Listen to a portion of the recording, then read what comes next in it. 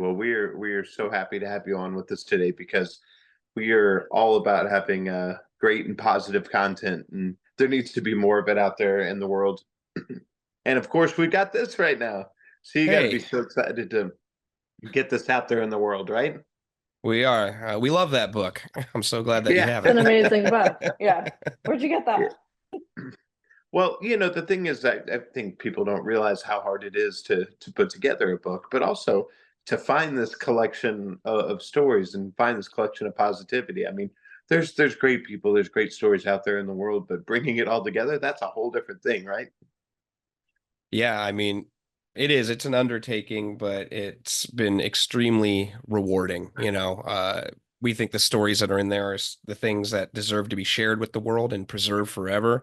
And the book uh, is a great way to do that. And so we're so proud and honored that people let us share their stories with the world in this way. hmm and of course, that there's different stories that will touch different people, but is there one in particular that just kind of stood out to you that kind of like, I'm so glad this one's in there? Yeah, this one is a beautiful story that stuck with me. I will say all 101 are Yes. beautiful and amazing, just to say. But this is one called Good Hair Day. And it's about a woman who had just gone through radiation treatment for cancer, unfortunately, and she was in recovery. And she had to shave her head, and her hair had just started to grow back. And she was out and about with her family, and a group of younger girls passed by her, and they just said, "Cute haircut, cute pixie cut. I love that."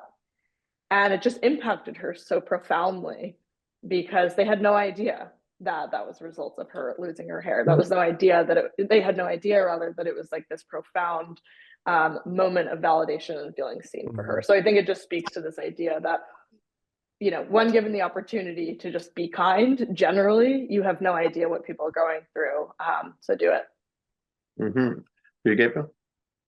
Yeah, and I would just add with that story, she was debating whether or not to wear a wig to her son's wedding, and Mm. that comment made it so she had the confidence to go without it, and she looked beautiful, and she shared pictures with us, and it was just such a lovely thing. But yeah, I mean, all these stories, they stick with me, and together they tell they're a testament to the breadth and depth of, humanity that's out there. There's a story that really I think about a lot because I lost my dad when I was about 16.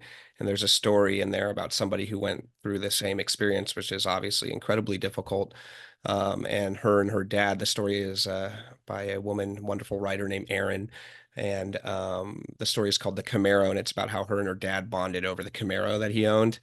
And after he passed, eventually, they had to kind of sell it. This was a year or so later. A man bought it, and it was very difficult to part with the car. And then one Father's Day, she's sitting there in her home and she hears it. She swears she hears the sound of this Camaro rolling down the street. And she's like, it can't be. And then she looks outside and it is. It's his car, this deep purple, beautiful, vintage Camaro, and pulls up into the driveway. And it's the man who bought the car. And he's like, I knew you'd want to see this on this day. And so I wanted to come by with it. And it's just a wonderful, wonderful thing. And what a beautiful way to feel validated and be seen, when you're dealing with Yeah. grief. My goodness. Wow. Well, the thing is that about these stories is I think they're going to be even more impactful now. I mean, there's no way to have known where we'd be right here in 2024, but as we feel very divided, this kind of makes us feel a little bit more together, doesn't it? Yeah, I mean, I think what's beautiful about these stories and good people is that they're evergreen. So there's no bad time to read a story about human goodness. But to your point, I think we're living in a world characterized by divisiveness in many ways. And unfortunately, the internet can exacerbate those echo chambers and feelings of finding the things that, are different between us. So being able to shine a light on the hundreds, if not thousands and thousands of stories of people saying, actually, we have a lot more in common than we realize, or a lot more in common than we think, than we talk about, is sort of a really nice counterbalance to the darker things we typically see in the media. Yeah, absolutely. And then, of course, people will find what you do inspiring and they'll look at it. want to do that too, because I mean, I personally, I only want to do positive content. So what kind of advice do you give to people that want to follow in your footsteps, for both of you? Yeah, it's true. It's like it's a phenomenon, you read a story like this and it gives you a feeling. It's a scientific thing, scientists like they call it an elevated feeling. Just by reading about kindness, it can raise levels of oxytocin and raise your mood. And I would recommend that you carry that feeling with you out into the world. And if you feel inspired to treat people well, to do something for someone, or even just treat yourself kindly, follow through on it. I think we all have this impulse to help folks, to look for a problem and to try to be there for someone, to think about, a person in your life that helped you and to let them know that you care about them and love them. And particularly during the holidays, like if you have that impulse, follow through on it. Let people know you love them. If you see someone struggling and you have an opportunity to help them out. And if you need a little bit of a catalyst to get that feeling going, read one of the stories in Good People, or search out other good stories in the world, so you can be inspired to do so. Yeah. Well said. And would you say the same thing, or should echo similar sentiment? Yeah, I mean, I think I love the power in the everyday gestures. Like they don't need to be crazy over the top. It can be something as simple as like holding the door open, complimenting someone's, shirt, being kind to your barista or your, it's like things that you don't even need to think too hard about.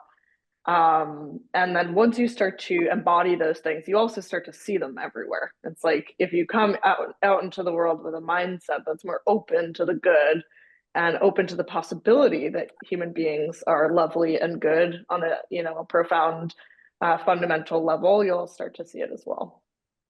Absolutely. Well said. So as storytellers, you'll like this one. So my co-host is Drew Pearson, one of our great Dallas Cowboys, and he caught the Hail Mary and went in the Hall of Fame. And so we're so proud of him. And we love these great stories on the air with us. And they're called Hail Mary moments, which is that moment in your life or career where you just had to go for it and it worked out for you. So curious to know what that was for each of you. Oh man, a Hail Mary moment, I would say one for. Now, are you specifically talking about like a great thing that happened, or just a crazy Yeah. story where something worked out? Yeah, in your life or career, just a moment where you just kind of had to either back was up against the wall and you just either had to throw it or you had to catch it. Well, for me, I would say making this book was one of Yeah. them. It's like the internet is and social media is a tough landscape, right? And we're so proud of the audience that we've built on Ad Upworthy and that we can reach so many people. But you're also beholden to, the powers that be, the Metas and the Googles on whether you can reach people or not. They control it, and for better or for worse. And so we wanted to know that these stories could reach people no matter what. The book, the format of a book is the most ancient way to do that, to make sure that people can hold something and, carry it with them. And I thought, well, now is the opportunity to try to, make sure the message that we have can spread and thrive. And I had no idea, Lucia and I had no idea whether or not this would resonate or whether it would work. And we were, so blessed that National Geographic bought it and decided to put it out into the world. And now that people are saying, wow, this is really impacting me. And it couldn't have worked out in a more beautiful way, the way that it seems to be resonating. Yeah, that's wonderful. How about for you, Lucia? Yeah, mine's more of a personal Yeah. play, as it were. When I was experiencing health problems and sort of was at the point where I needed to ask for help from friends and family, I think it's really hard for us to do as people, but especially in this country, it's hard for people to ask for help. And so finally, giving myself permission to do that, and then, in turn, giving the friends and family in my life the opportunity to show up for me, was ultimately a really beautiful thing. So. I love that. And, part of that is that success mindset. We talk about that on the show. Whether or not you're feeling it or not, we're creative people. We're hard on ourselves. So is there something that each of you tell yourself that kind of puts you in that right mindset to be able to do this and do what you do? Yeah, I think looking for inspiration from people is a great way to start. I think that there are so many things that you can be exposed to that kind of grind you down and just make you feel like you don't want to engage in the world, or you don't feel good about trying to like solve big problems or do big things. And I mean, you gotta, listen, there are very difficult things happening in the world.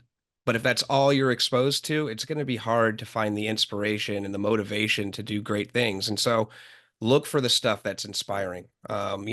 Make sure you're following accounts and people online that put you in a place where you're like, wow, I want to do something great. Make sure you get offline and look for those moments in real life. Go take a hike and, see a beautiful vista or whatever it does for you. People know what those things are for them, and lean into it, because it's so important to not just get sucked down into a hole of, negative news headlines. Yeah, absolutely. Lucia? Yeah, I think for me, just learning how to trust my gut and my instincts, which took a long time. I remember earlier in my career getting so much anxiety when I was about to speak in a meeting or something, like raising my hand to speak in a meeting and then just being like, never mind, something like that. And now, like many, many years later, looking back to that early 20 something person, it's like, you got to where you are in your career because of your instinct, because of the things you needed to say. So now it's being able to move forward from a place of confidence. Obviously, it's never perfect, but being able to, speak back to that self-doubt and say, when I'm experiencing it now, and say, you got to where you are because of, all the things you had to say. So now keep saying it, sort of thing. Yeah, wow, I love that. Well, last thing, of course, since this is evergreen and there are plenty of great stories out there, will we see another book? There is enough material to fill dozens and dozens of books. And, we're so happy that there is. And yeah, we're looking for more stories. If you've got something you want to share with us, DM us at Upworthy, or, send us an email at hello@upworthy.com and let us know your story. And, maybe the next one will be about just specifically about teachers, or who knows. And, there's no shortage of it out there. That's beautiful. We're going to tell everyone to do that and to pick up the book. Really appreciate your time and all the effort that you put into putting great content out there. And we'll look forward to talking to both of you again soon. Hey, thank you Sounds so good. much for Thanks for having us, having us. So much. Paul. Appreciate you. Okay, bye-bye. Okay, bye. Bye.